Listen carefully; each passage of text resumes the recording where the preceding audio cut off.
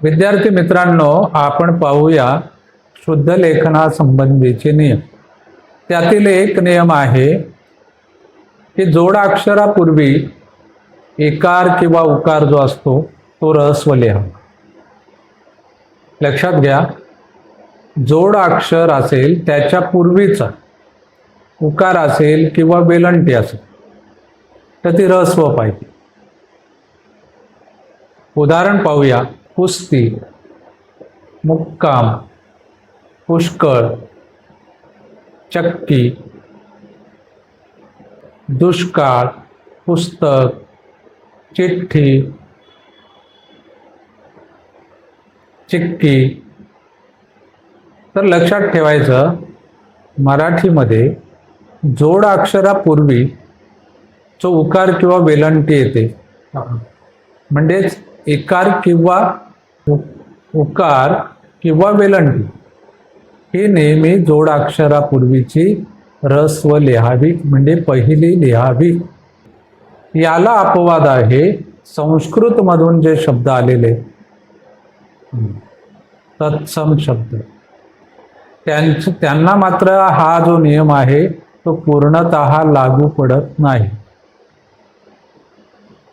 संस्कृत मधून आलेले जे शब्द आहेत त्यांचं जे जोड अक्षर आहे त्याच्यापूर्वीचे काही शब्द हे ऱ्हस्व असतात तर काही दीर्घ पण असतात, उकार आणि वेलंटी. हे मात्र लक्षात ठेवायचे, हे त्याला अपवाद. बाकी इतर जे शब्द आहेत मराठीमधले ते जोड अक्षरापूर्वीचं जे अक्षर आहे, उकार आहे किंवा वेलंटी आहे ती नेहमी पहिली लिहावी, म्हणजेच ऱ्हस्व लिहावी. दुसरा नियम आहे की मराठी शब्द किंवा तत्सम शब्द जे संस्कृत मधून आले त्यांच्यामध्ये म्हणजे शब्दामध्ये जर अनुस्वार आला असेल, ज्या अक्षरावर अनुस्वार येईल ते अक्षर नेहमी उकार आणि वेलंटी ही पहिली लिहायचे, म्हणजे ऱ्हस्व लिहायचे. वेलंटी असेल आणि त्याच्यावर जर अनुस्वार आला असेल तर ती पहिली वेलंटी. उकार असेल आणि त्या शब्दावर जर अनुस्वार आला असेल तर तो सुद्धा पहिला. उदाहरण आपण त्याची पाहूया. चिंच, लिंबू, लिंग हे जे शब्द आहेत, उंच, दिंडी, किंकाळी, हे जे तुरुंग, तर जर मराठी शब्दामधल्या एखाद्या अक्षरावर अनुस्वार येत असेल आणि ते अक्षर जर वेलंटीचं किंवा उकाराचं असेल तर ती वेलंटी किंवा तो उकार हा नेहमी ऱ्हस्व लिहावा. आणखी एक नियम आपण पाहूया. जे तत्सम शब्द आहेत संस्कृत मधून आलेले, मराठीमधील तत्सम जे शब्द आहेत संस्कृत मधून आलेले ते जर उकारांत आणि इकारांत असतील तर तो नेहमी दीर्घ लिहायचा आहे. म्हणजे शब्दातील शेवटची वेलंटी किंवा शब्दातील शेवटचा उकार असलेला शब्द हा नेहमी दीर्घ लिहायचा.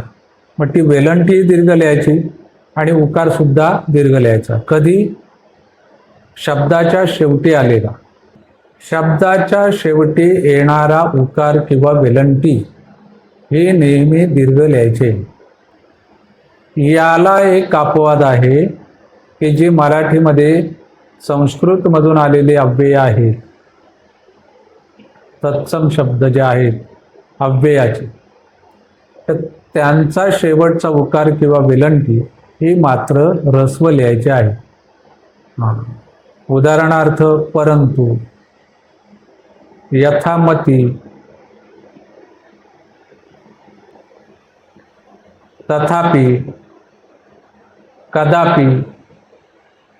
यातलं शेवटचं अक्षर उकारांत किंवा इकारांत जरी असलं म्हणजे शेवटच्या अक्षराची वेलंटी किंवा उकार हा मात्र पहिला लिहायचे. बाकी सर्व शब्द मराठीमधले तत्सम शब्द जे असतील किंवा मराठी शब्द असतील तर त्यातील शब्दातील शेवटची उकार किंवा वेलंटी ही नेहमी दीर्घ लिहावी. हा लेखनाचा नियम नीट लक्षात ठेवा.